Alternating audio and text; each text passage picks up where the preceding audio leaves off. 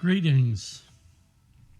Before I get into what I'm about to say, I just want to say that I sit on this knowledge, not because it is not genuine, but more so that I am careful about committing spiritual errors, which are pretty grave to commit. This is why I don't want to do it. So, when anyone hears or reads things like what I'm about to tell you, they should keep in mind the following. 1. The knowledge isn't what decides whether you're good or bad. 2. That this should merely say what one should believe anyway, that we must amp up our prayers and our penance, which is a conclusion we should all be coming to, no matter what. I don't know what my true spiritual calling is, or I'm uncertain of it, but I am certain of just this, that I make a testimony, and I merely testified to what has occurred to me. These are actually my notes on the possible apocalypse, not so much just the book, but the end times. But I didn't want to express that in the title with fears that I'll end up causing a bunch of clickbait and a bunch of unwanted company. I don't care if this video only ends up with 100 views. What I do care is that I shared it and my obligations are complete. So, that's if I had any obligations. But it's like, I believe it's what God said to Ezekiel. If you don't tell people these things, it's on your head. So I have to testify, finally, to what I have seen.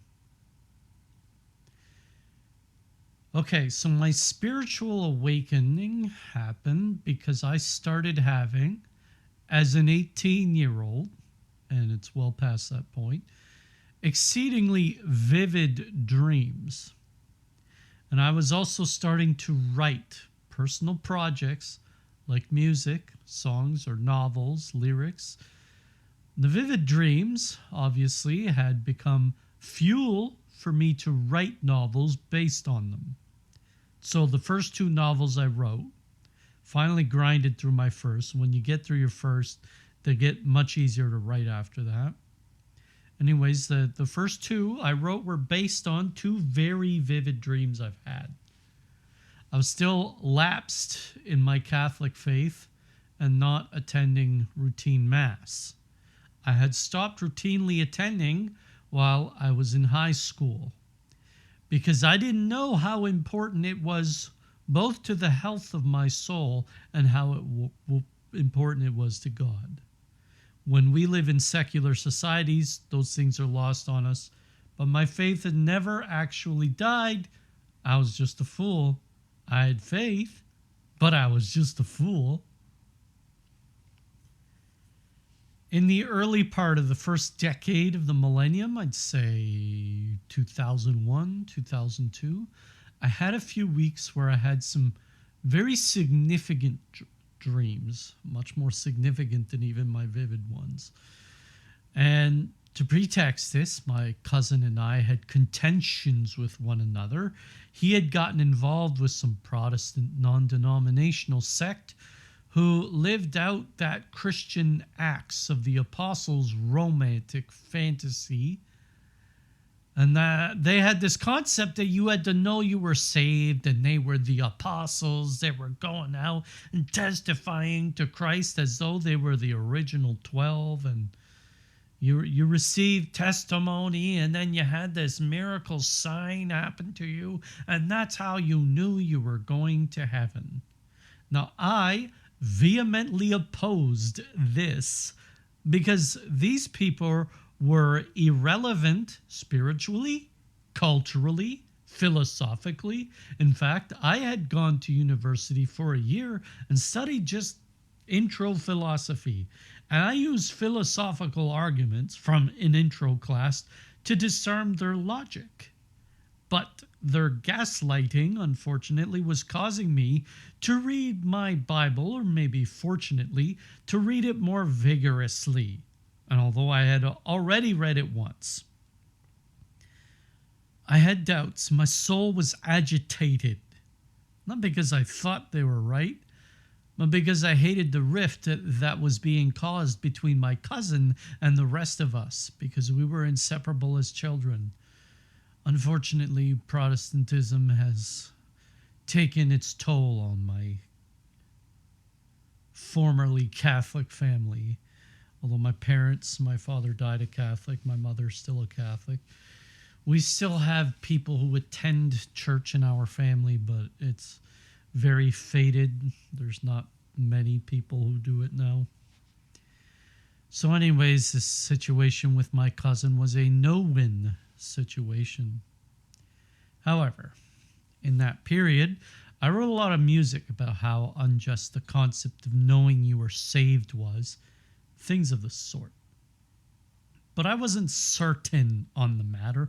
That was the point. See, people are attracted to the concept of certainty. They want to know. They don't want to suspect. They don't want to speculate. They want to know. But me, I embraced the uncertainty because it was a sweet sort of chaos in my head. Like a teacher that had dumped the contents of my desk onto the floor, trying to reprimand me in front of the whole class, and I had to organize everything anew. That was fine. I didn't care. So, if it's uncertain, I'll organize it, whatever. It was a big job, but somebody had to do it. And it wasn't like I was getting much help. Unfortunately, I was part of a big parish, and we weren't really, because we were so many sheep,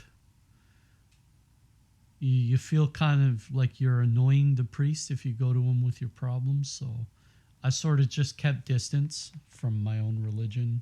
And even then, I didn't acknowledge that he was like a spiritual leader. I just didn't respect it. And it's not because of anything they did. It's just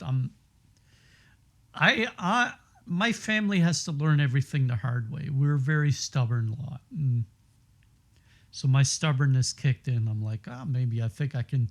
And that's the joke. The punchline is I cannot. But anyways, all in all, what I didn't expect from trying to organize everything myself is that I did start having vivid dreams about the matter. In one, I was in a golden tower and climbing it. It felt like a hotel of sorts. And I was escaping men with golden guns who were trying to kill me. Now, this is a reference to the man with the golden gun, but it's like a reference to a video game where a golden gun actually is a weapon in the video game, and if you shoot someone, one hit, they're dead. So basically, if they shot me once, I was dead. And I remember getting high up that tower, and it was unsafe, and I was hiding, and now everything up here was gold because these killers, well, it's not because, but it was gold. That was just the general atmosphere. I saw them running up the stairs and looking for me and whatnot. But then I lost consciousness in the dream. And I ended up waking up. When I woke up, I was in a basement. I was in a dark room. There were some people in it. There was light above me that was, it's like a fluorescent light, but the shape of the light was that of a diamond. I heard the other people in the room whispering, almost like a movie scene where they have torture chambers. The guy's alone and tied up and he gets inquisition, but I wasn't bound. Instead, I was just laying on the floor. They were saying, "Watch out, he's God." So I asked them about it. Who is God? And they gave me a shocking answer. You are. And I was dumbfounded. On that realization, I felt an immense presence taking over me in the dream. And I felt like I was ascending and elevating. I had become transcendent of my own form. Everything in the former had just become so insignificant. And I was above the surface of the earth, and I had all of this power coming into me. And when I woke up, all I could think of was, what a dream. That immense presence is nothing like I've ever felt before in my waking life. So that was that. Now another dream. Again, it was like I'm in a video game. And when I reference video games, this was my palette. Now, when an artist paints with a palette, he has that little board he holds in his hand. That's his palette. And he has little splotches of different paints and colors he's mixing with those different paints. Well, if the angels use our heads, angels or demons, to dream, they will draw on our memories and those things we do the most, or things we leisure in, so that when they make a reference, it is a parable of sorts. It's supposed to draw out an emotion or a feeling or a mystery. It's supposed to make you contemplate. Now, I didn't find this out till later. To me, I was just having video game dreams. So that was my perspective. And in the game, in the dream, that is, I was way too deep in a dungeon where all the demons and devils were. And this is a reference to an old game called Ultima, where the deeper you got, the harder monsters there were. So, and maybe I was a bit under-leveled for where I was supposed to be, but I got on my wit, and by manipulating movement, I wasn't actually powerful, but I was just clever. And this is, I get by on video games on my practicality. But there was this black troll in this dungeon that had tracked me down, and he wanted to get me. Had me trapped in a chamber, and I was using a trap door as an obstacle, so that he couldn't get to me. You know how you go left, he goes right; you go right, he goes left, like it's a table. Finally, I opened up the trap door and went inside to escape from him. And again, this is the part where it gets really weird. I was astonished to find that in that trap door, I was in a new realm, a new plane where I had no weight, where when I ran, I could continuously accelerate my foot speed, and I was running faster than planes could fly, and I jumped, and my jump was a massive leap. I reached for I saw a crystal in the air, reached for it, grabbed it. When I grabbed that crystal, it was like I had accomplished what I spent my whole life trying to accomplish. Again, that immense, like lightning was peeling from me, and that immense feeling came over me like I had won. I had won the game of life. So the next dream, and yes, I did have these dreams. They are exactly as I described it. Next dream. This one is so complex. I had it in 3 parts. That is, I woke up, went back to sleep, and the dream continued. And I did this a second time, went back to sleep, and the dream continued. Now, the first part of the dream, I don't remember that much. What I did remember is that I was playing a game with my cousin and with the devil. We were 1, 1, and 1, and the first to 3 wins would be declared victor of what? I don't know. I just knew I had to win. We had to play up to 7 games. Obviously, that would be the minimum or the maximum amount of games to determine who would get the 3 first. So the first dream, we were 1, 1, and 1, and I ended up in a fleshy dead end.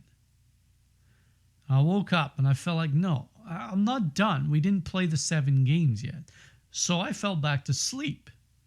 was back in that fleshy space, but this time I was given a key, a way to get by. It was like I died and was in the spirit and I was being helped. Before I get to that, we used to use this program at the time called ICQ.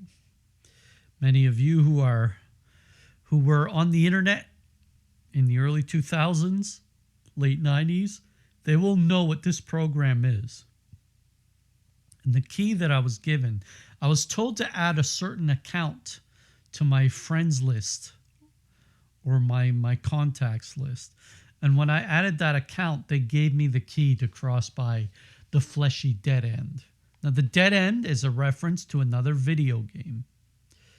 That one was Final Fantasy V, but I'll keep going. So I felt like, no, I can't be done yet. Went back to the space and I was given a key. It was an illusion. Now, this happens in Final Fantasy V, but it was perhaps my angel trying to tell me that I'm not done yet. I got to this point, but there's still more fight to go. So it was like I died and was in the spirit, and that's a big key to interpreting this dream. And I was being helped by these creatures that looked like gray aliens. But they were actually a race called the Cartharians. I don't know why I was given this name, but the Cartharians. I remember that word. And they gave me a device. It was like a UFO that allowed me to fly to the center of the earth where we would play the next two games, apparently, perhaps in purgatory. And in one of the two I had won, I ended up in a chamber filled with diamonds, big diamonds, and empty space.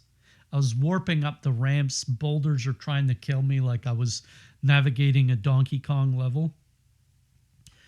But the diamonds are crystals in this chamber, in this black empty room. They were huge, like the size of furniture. I think my dream was inspired by a scene in a movie called The Core, some B-list sci-fi apocalypse movie that really wasn't any good. But anyway, they ran into a big diamond chamber in that one too. Almost like they went into limbo. Anyway, the sixth game we were playing. Now the devil had won 2, I had won 2, my cousin had won 1.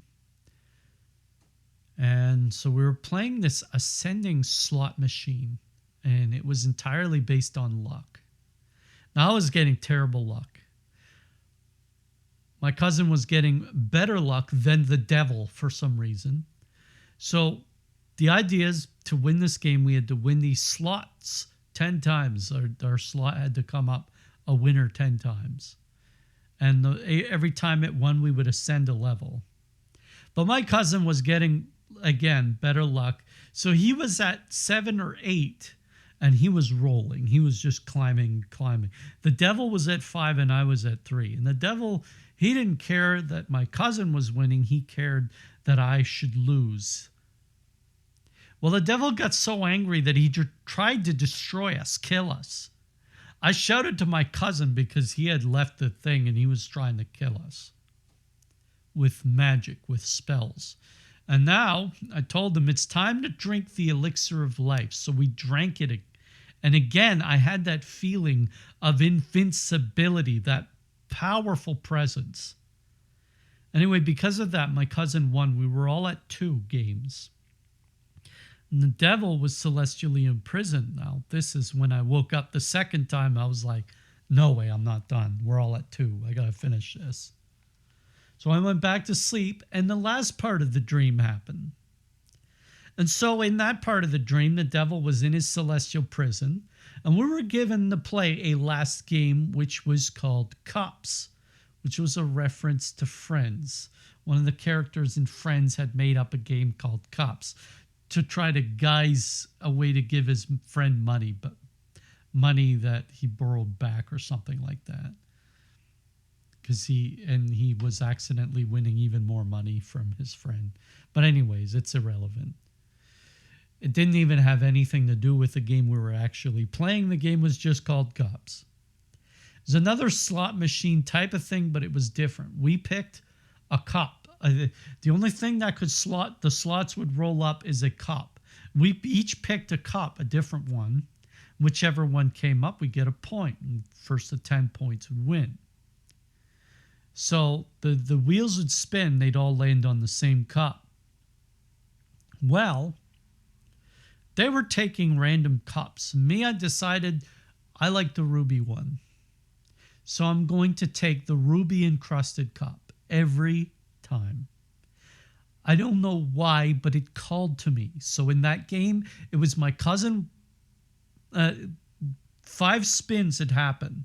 My cousin was at 1, the devil was at 3, and I was at 1. So we were, perhaps there was a little feeling of despair, like he was about to beat us. But I said, I'm going to continue taking that cup.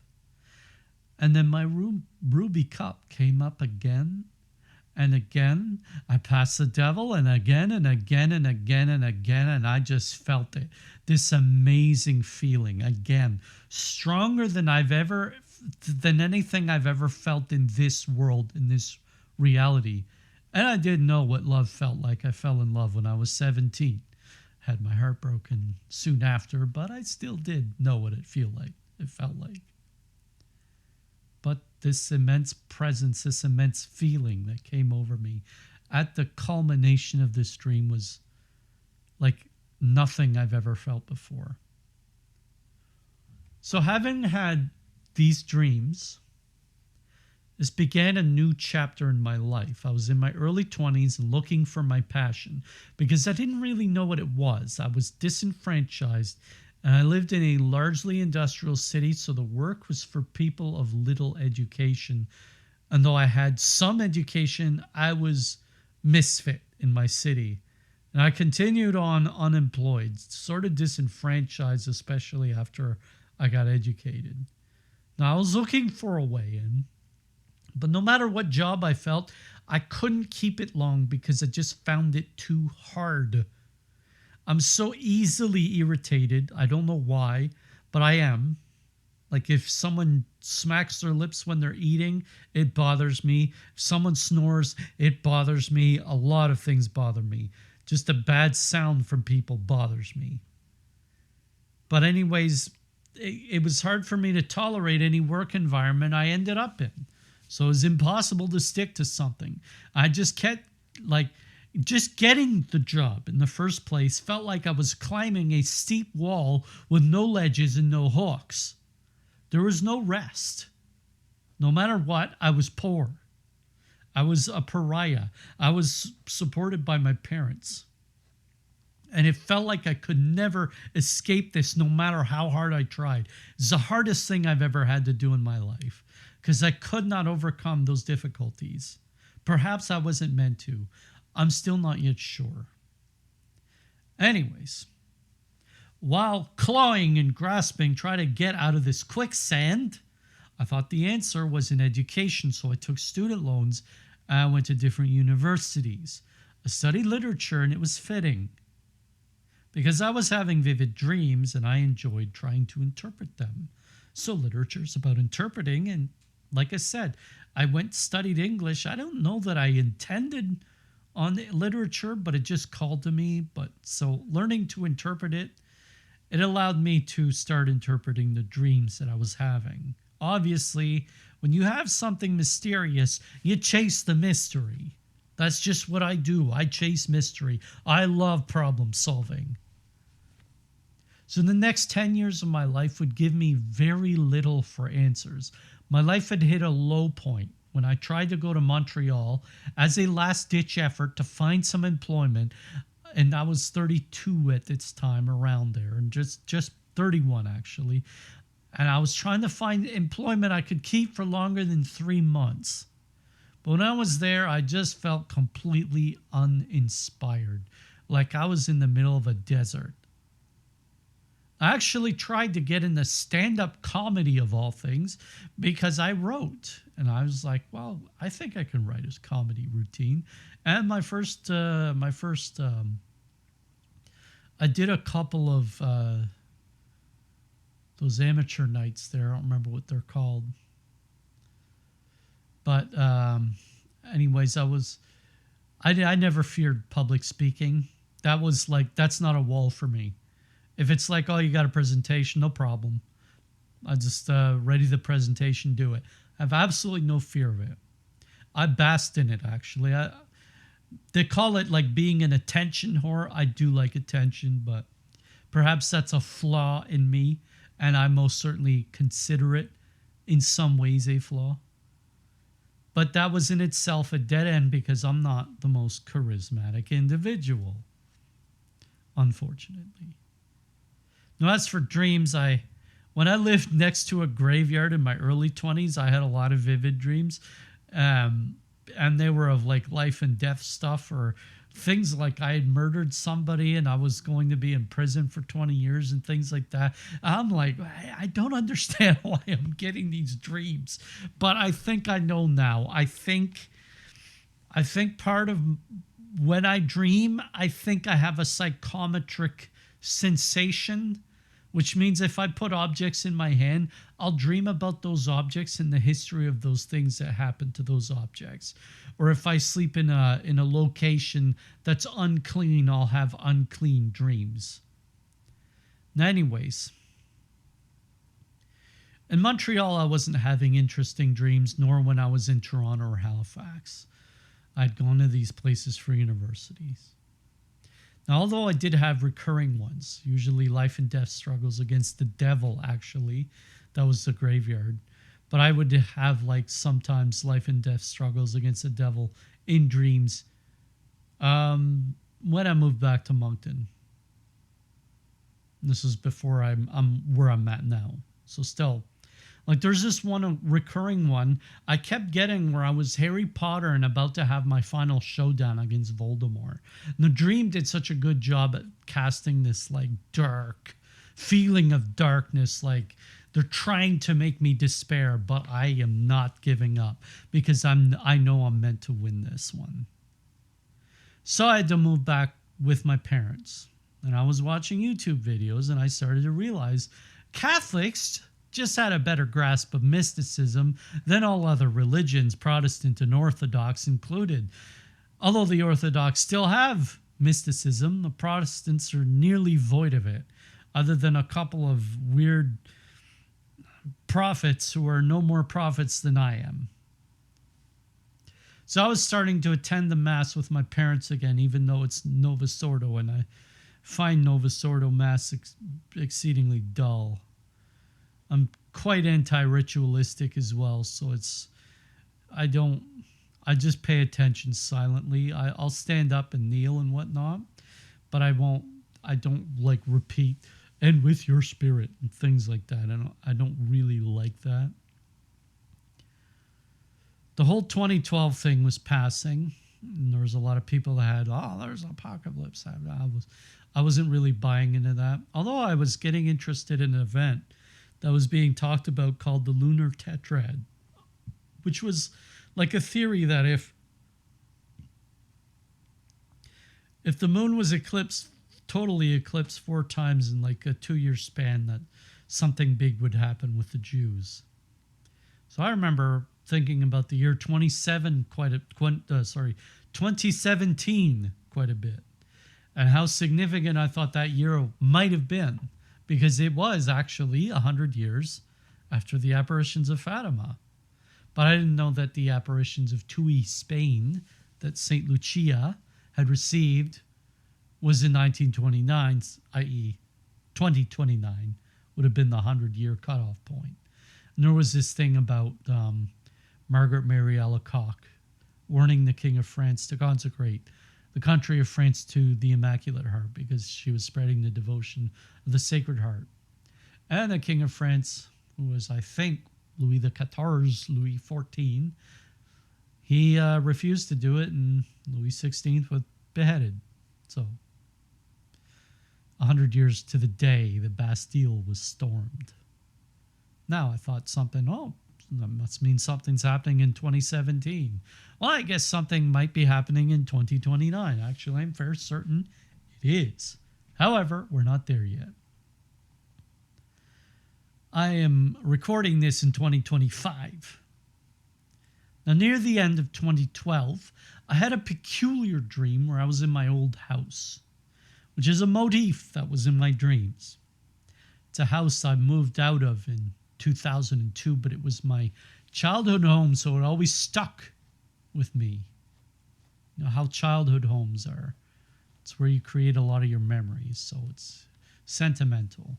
But there was like an alarm, and there was a lot of people outside, and we all went out to a porch, and they're like, look at the moon, look at the moon. So I went out and looked at the moon, and there were shadows on the moon.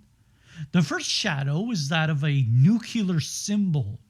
However, one of the four parts of that symbol looked melted. Then it was like the projector, it was like multiple shadows were being cast on it, almost like Plato's cave, you know. But anyways, the projector was flicking like, and there's shadows moving, but it was forming a new image. And the second shadow that showed up was that of a bearded goat. But what was strange about this shadow was that it was made up of moon phases. So you see like the yellowy shade of the tawny shade of the moon, and you saw like black shadows over it. But what I saw were like moon phases forming a bearded goat. So its horns were like a crescent moon, its body like two full moons, its face half a full moon, its beard a crescent moon. Right? But its legs and tails were just like 5 bars that were split. And then when it started to spin again, this time it was forming the shadow of a beast, in particular the chimera, which is a beast with the head of a lion, as well as the head of a goat and the head of a dragon attached to it. And it had wings. It may have been the first beast of Apocalypse 13, by the way. But before I saw it, while it was forming, I woke up. Now, another dream I had. This one's short. I was in the city of Rome, particularly at the Basilica of Peter, St. Peter. And I saw a fire in the sky above the city, like Rome was on fire. Woke up from that, I'm like, well, that's interesting. Next dream. I had like I was walking along a set of statues, and each of them represented a pope. But I got to a string of 5 statues near the end with blood splattered on them. And then there was a gap between the second to last one and the last one, a big gap. Weeks after I had this dream, Benedict XVI resigned, and I already knew the prophecy of St. Malachi at the point, or what's attributed to Saint Malachi. Although some people don't believe it, and I don't blame them. It's kind of wishy-washy. Actually, someone came up with a reinterpretation of it, which makes a little more sense. That they said from the Bass of something, Elturia or something like that, was actually a reference to Pope Pius IX, I think, in the mid-1800s. And then you would go from there, where they had jumped ahead a few popes and they knocked off a few anti-popes, and it was left with they say, a more accurate list. So I don't remember which one Pope Francis would be, Pope Benedict, but it's not, he's most certainly not Peter the Roman. But it would mean that that Pope Benedict XVI is not Gloria Olivae, that he was actually, he might have been the angelic shepherd. So anyways, or maybe it's just all wrong. So anyways, now, what in the world did all of these dreams mean? Why was I dreaming about the Roman Church? Well, I had just started going again, but I still had to confess, and I had confessed, I think, when I was 34 for the first time in like 16 years. So that was that. But in my spiritual awakening dreams, because I had made a lot of progress, The devil was like a manifestation of my doubt, and I would never let my doubt win. As I said, I'm stubborn. I held belief, faith that something would save me, but I didn't know what, and I kept evading the devil, just buying more time, and that patience ended up paying off big time in all of those dreams I was having. I'm like, I'm not letting this guy win.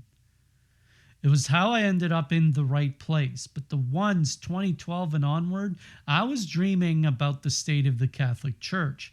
I was starting to research Our Lady of Fatima, which I had just found out about when I was 32 at that point, and other Marian apparitions that I had absolutely no knowledge of pretty much prior to that. Even though I was beginning again in my 30s. Rome was on fire. The last few popes perhaps had tainted reigns. Now, a quick interpretation of the moon dream.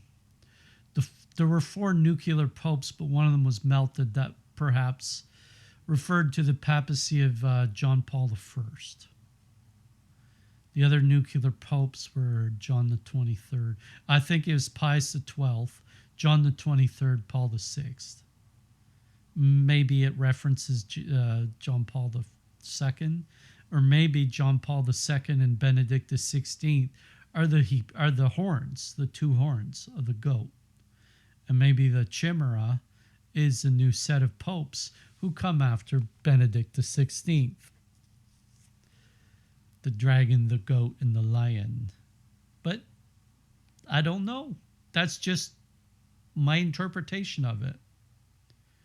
So in 2015 or 2016, I had a vision. Not a dream, but a vision. I was starting to pray the rosary in my mid-30s.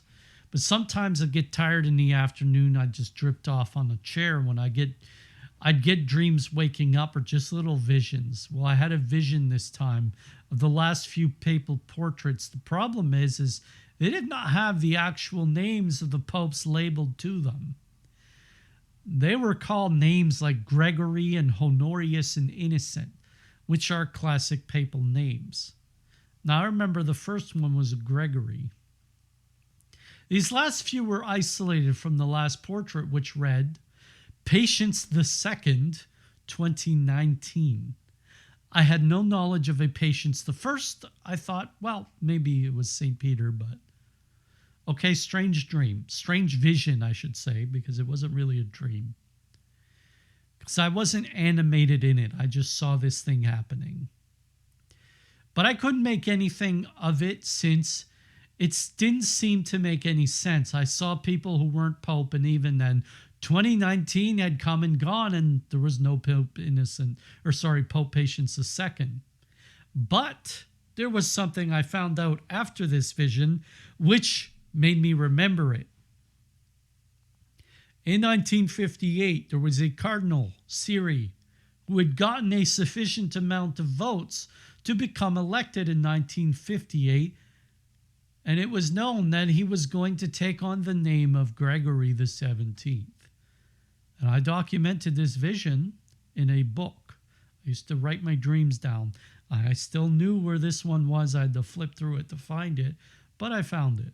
When I found that out, I found out when I had documented this vision that the first name I wrote down was indeed Gregory. And that's something. Which means I potentially saw what should have been, but wasn't. Like the Catholic Church had just turned aside the Holy Spirit and accepted chastisement. Now, Father Malachi Martin actually revealed, since he was present at these things, that Siri did have the votes in 58 and in 63. He revealed them to Bernard Jansen in those interviews. Now, fearing for his family, Siri turned down the job because he was going to take a hatchet. He's going to pick up an axe, like what John the Baptist said, the axe is at the root of the tree. Well, he's going to pick it up and start swinging. Problem is the priests behind the Iron Curtain were under threat of death. I guess in wanting to save their lives, but rejecting the will of the Holy Spirit, he refused the job. However, if I went further into this, I would be going into the realm of speculation.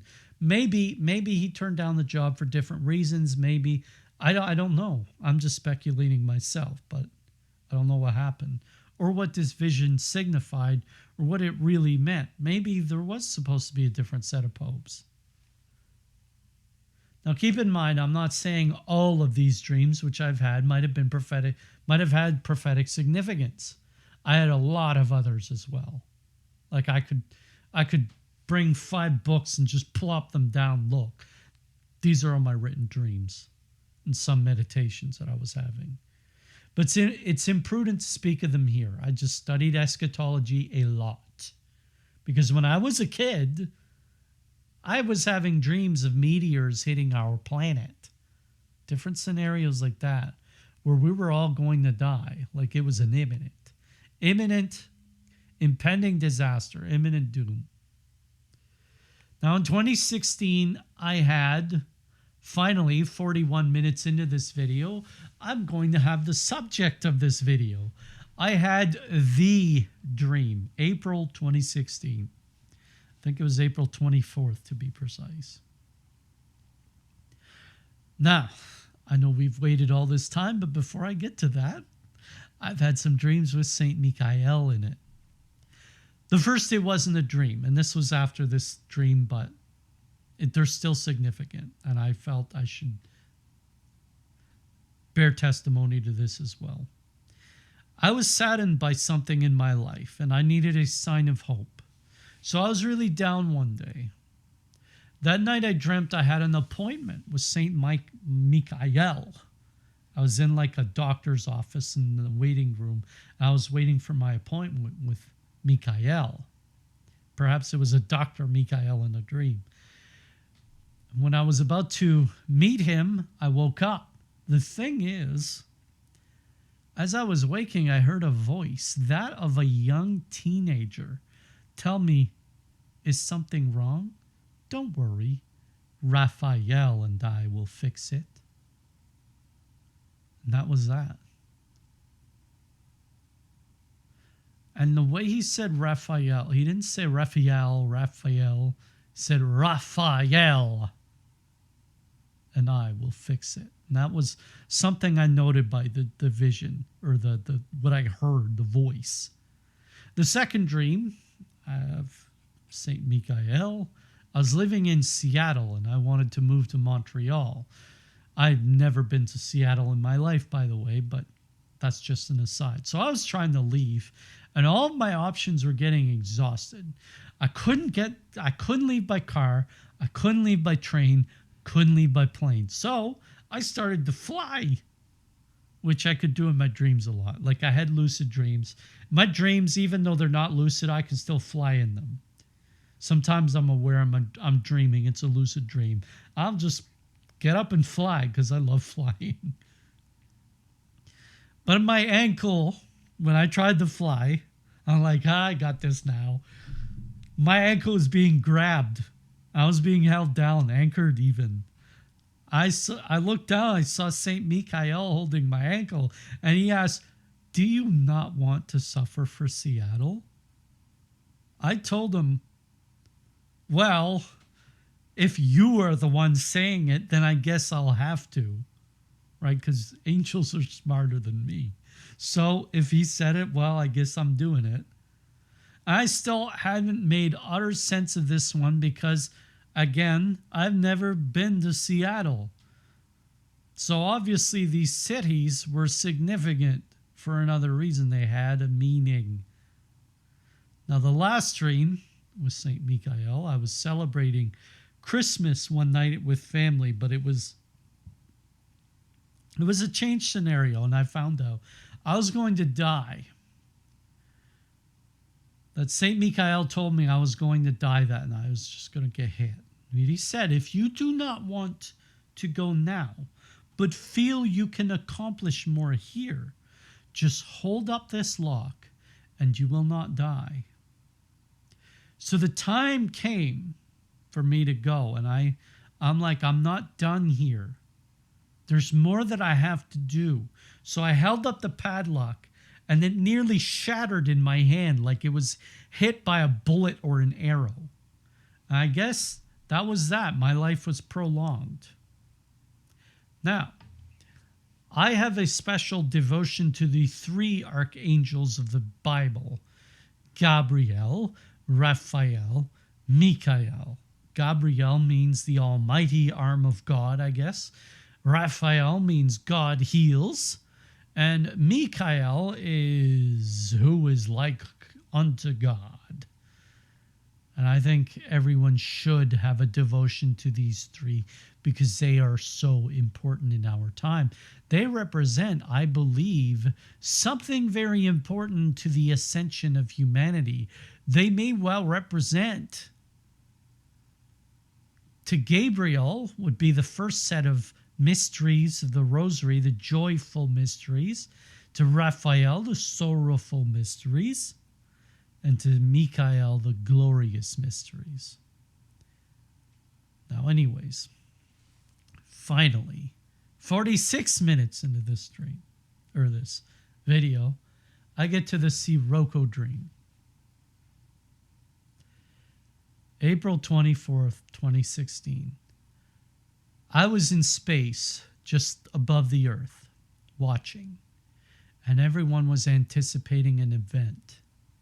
This event was the close approach of a giant planet called Sirocco. Now, the size of this planet varied. It was either 2-to-1 or 1-to-2. 2-to-1 meaning double the size of Earth, or 1-to-2 meaning half the size of Earth. It was one of the two. And I think, at this point, it's a conditional chastisement. Now, it looks like that object in the movie, The Fifth Element, that they encounter at the start of the movie, that they start blasting with missiles and it just gets bigger. Looked a lot like that object, but it looked more like a burning charcoal. Now, keep that in mind. I'm going to reference it later. It was fiery and it was black, and it had glowing lava or magma seams on the surface. Now, they didn't know what would happen, so this object crossed between the Earth and the sun like it was eclipsing the Earth, or eclipsing the sun. And then, when it got to a certain point, it just spit out a puff of smoke towards the Earth. And the Earth was hit by that smoke, which must have caused a lot of pain and suffering, like, getting blasted by massive volcanic eruptions.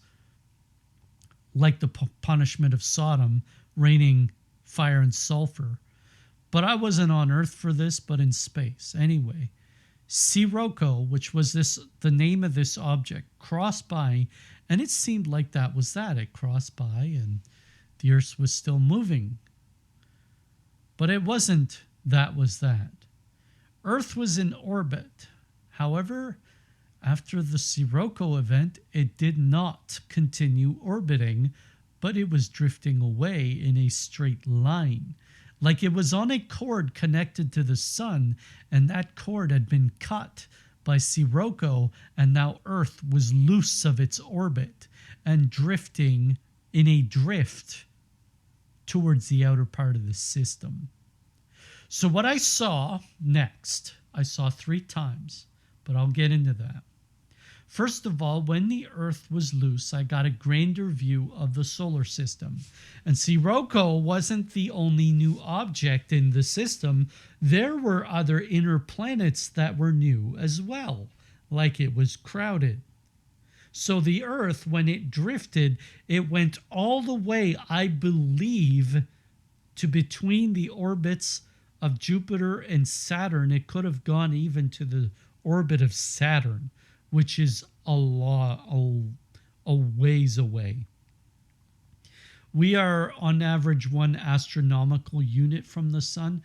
I think Saturn is about, is it like 13 or something like that? I don't remember. I can look this up quickly.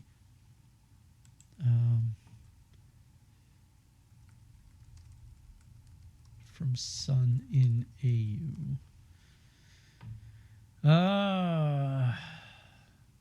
Saturn is 9.5. Jupiter's 5. So that means Jupiter's 5 times the average distance between the Earth and the Sun. 5 times that, and Saturn is 9.5 times that. So it is a ways away. So what I saw 3 times. So the Earth, when it drifted, went all the way to the orbit. Okay, I said that.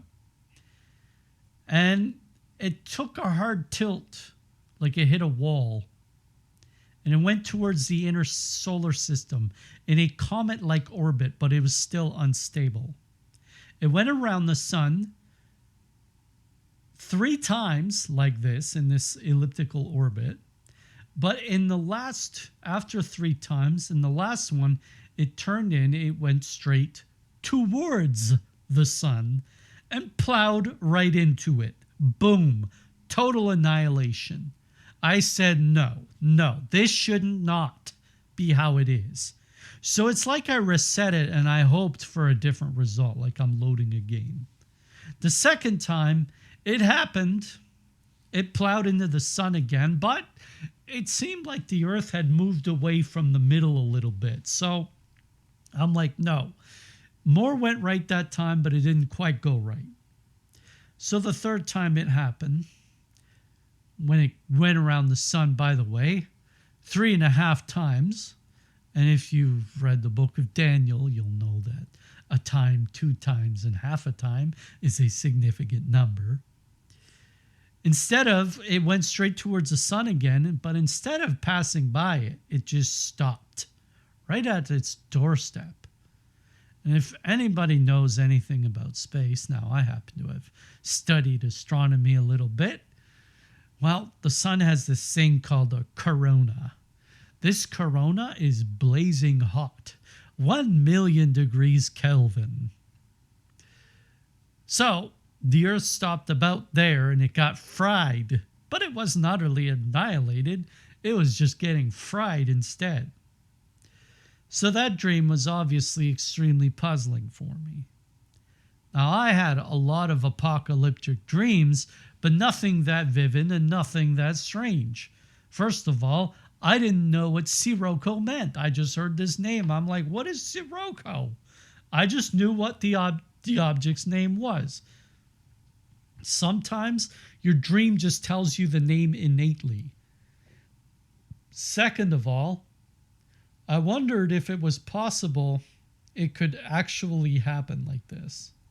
So I shelved the dream. I wrote notes about it and stuff like that, but I didn't know what to make of it. It happened in 2016, and then after that I started writing my dreams down a lot more. That happened in April. Next winter, 2017, we had an ice storm. I think it was 2017. It could have been 2017 or 2018, but I think it was 2017. We had an ice storm that knocked out our power for like 5 days. Actually, I want to make sure of that. Let's see.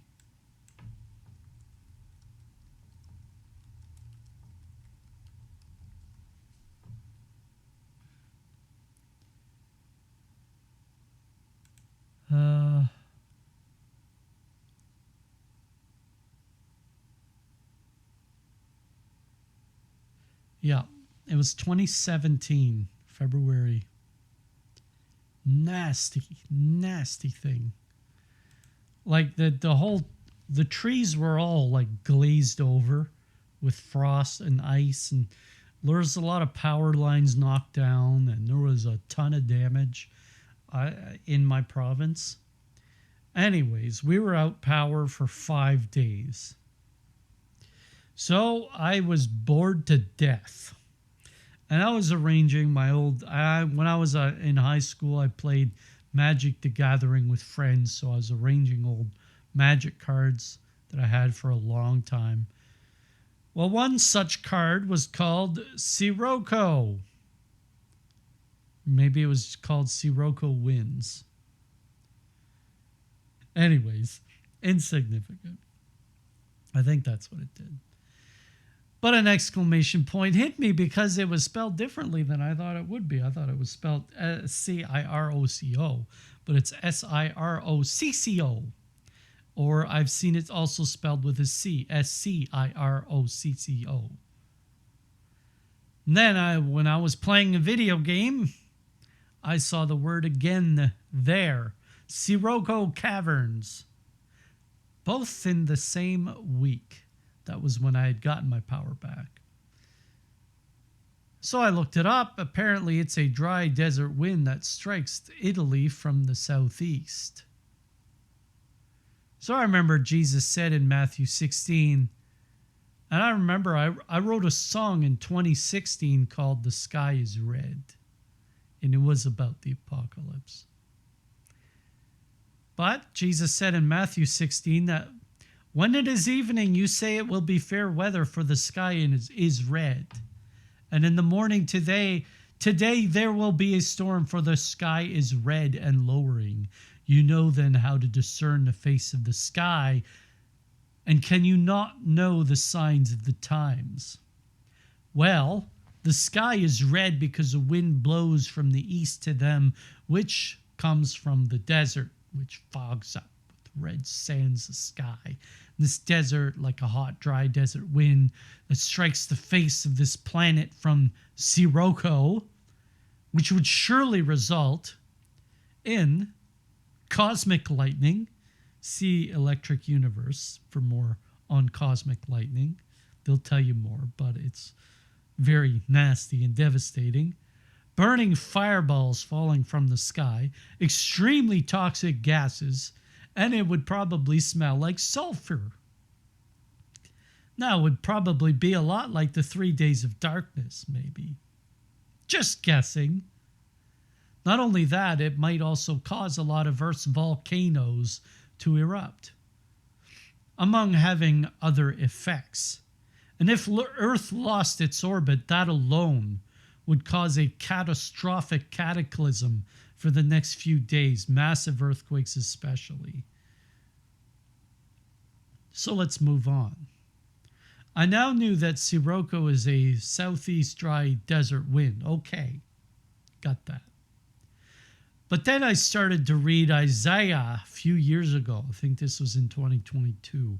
I was going over the prophets again. I was just reading them out loud, one chapter a day over like 6 months, something like that. Particularly 2 chapters really stuck out to me.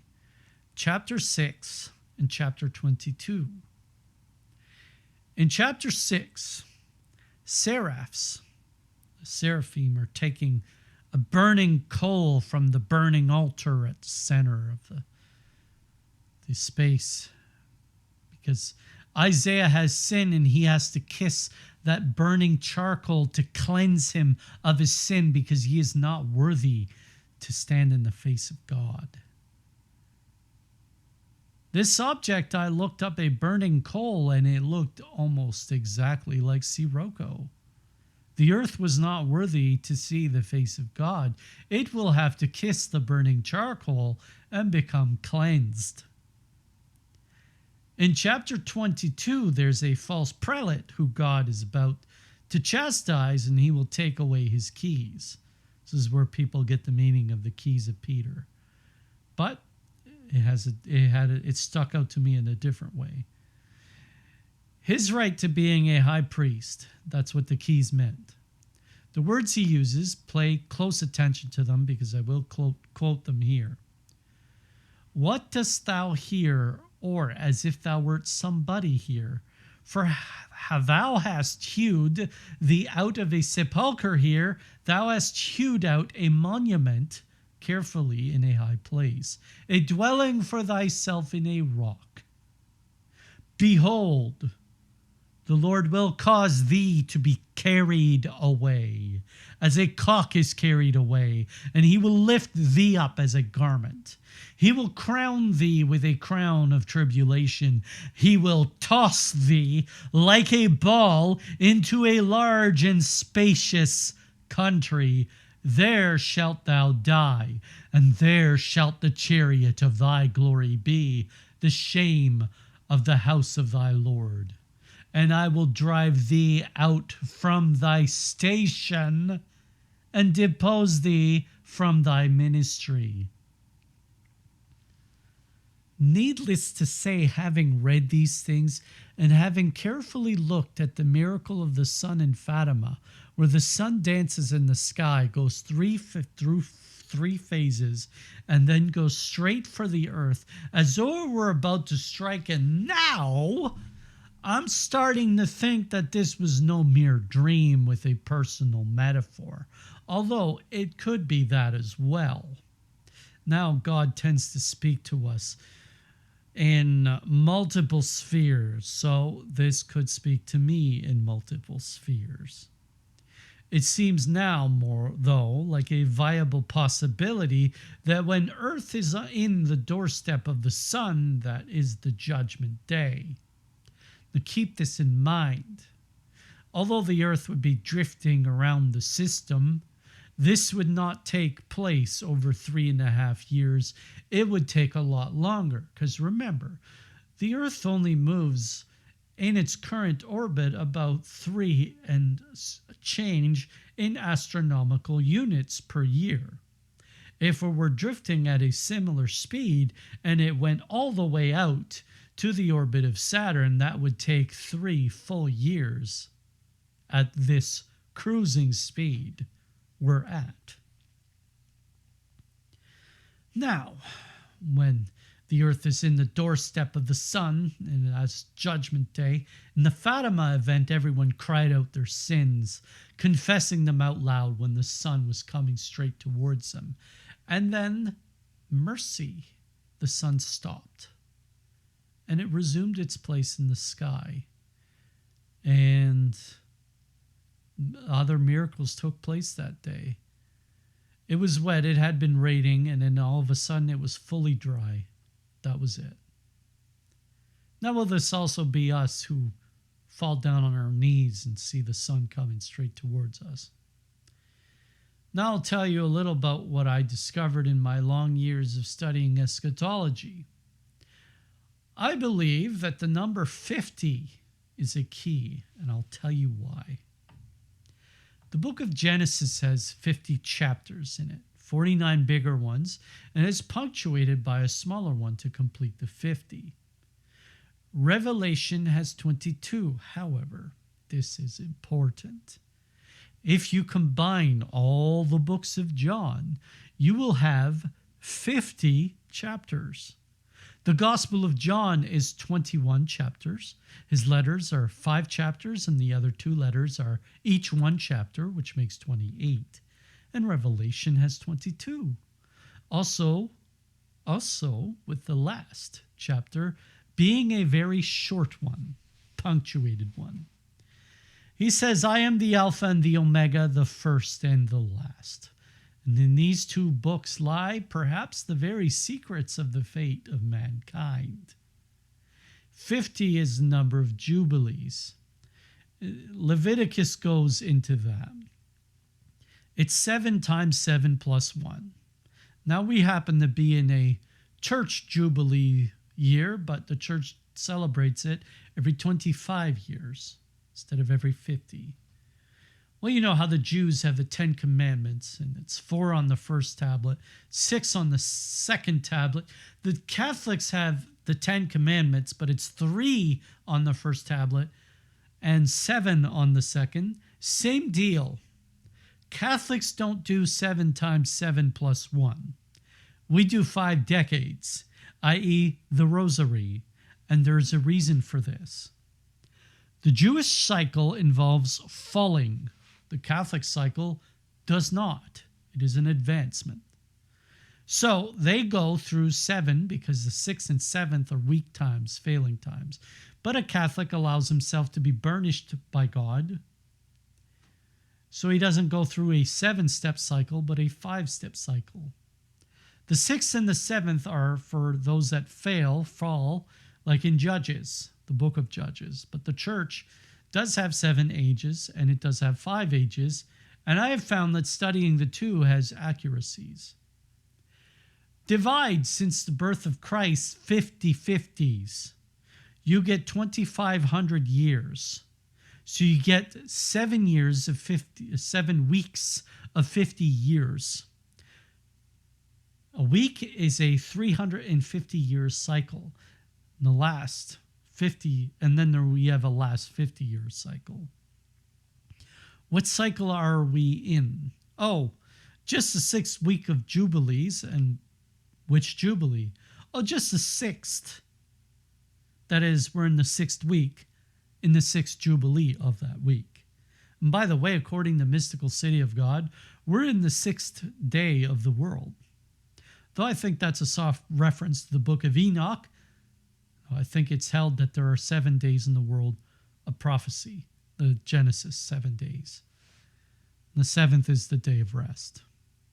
So we are the 6th day, the 6th week, the 650, 666. Fascinating. Now, if you divide John's chapters, books, a chapter per Jubilee, so John 1 would be Christ's ministry, 1 to 50. John 2 would be the fall of Jerusalem, 51 to 100. The Roman persecutions. And John 7 would be Constantine's declaration, between 301 and 350. The chapter you end up in our times is Revelation 13.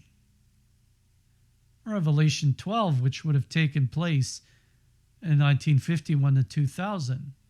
Well, St. Lucia, when she talked about the Fatima message, she said Revelation 12 is what we should read. That was a reference that the message was to be opened in 1960. Guess what? It would have been, if these are indeed eras, in the Revelation 12 era. We are in the Revelation 13 era, which is the rise of the 2 beasts, and the reference to the mark of the beast. John's chapters are divided into weeks, 1 to 7, 8 to 14, 15 to 21. First 3 weeks are his gospel. 7 chapters for his letter, that's the 4th week. 1 to 7 Revelation, be the 5th week. 8 to 14 the 6th, and 15 to 21 be the 7th. And the plus 1 would be the 22. So 7 Revelation, the 7th chapter of Revelation, the 14th chapter of Revelation, and the 21st chapter of Revelation, the days of rest, also happen to be all 3 of them that reference the New Jerusalem. Mount Zion, New Jerusalem, where we see the 144,000. So we see it again in Revelation 14, the 144,000. New Jerusalem again, chapter 21. The streets all clear like crystal and whatnot. Then we have the last chapter, 22.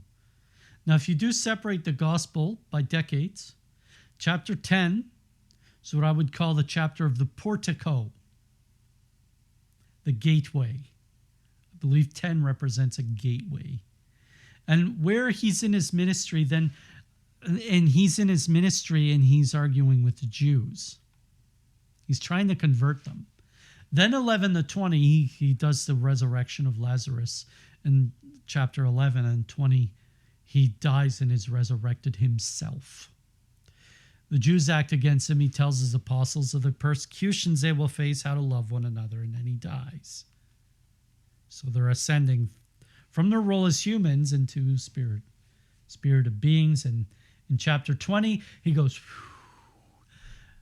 receive the Holy Spirit, which signifies the rise of the Catholic Church. Then, the Catholic Church is represented by the epilogue, which is chapter 21, up to Revelation 2, which is the rise of the churches. The rise, the first 4 churches.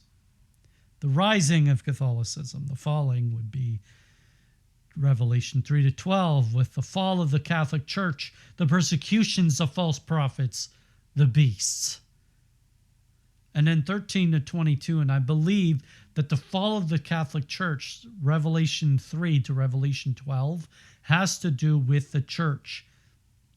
13 to 22, however, has to deal with the world, the entire world.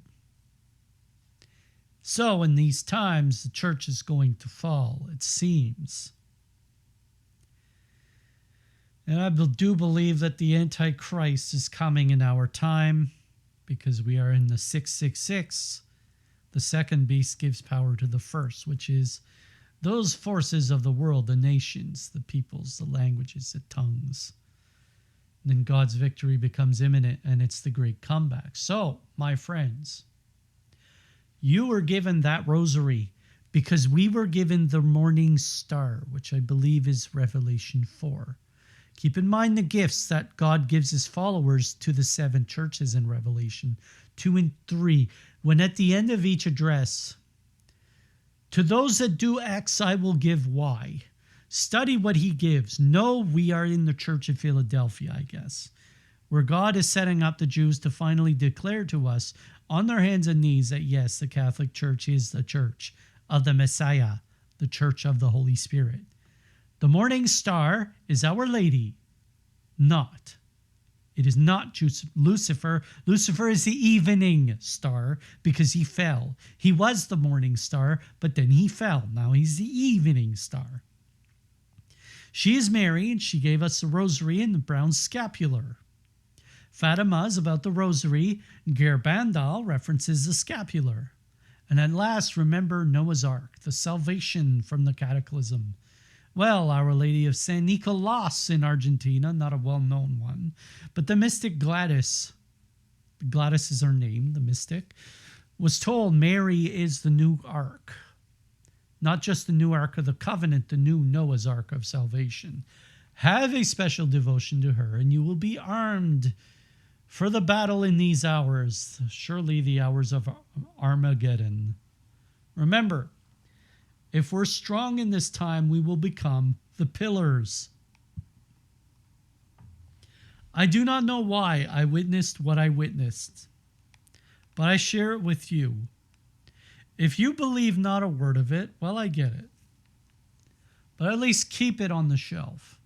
Maybe God will show you over time that which could not be shown in an instant.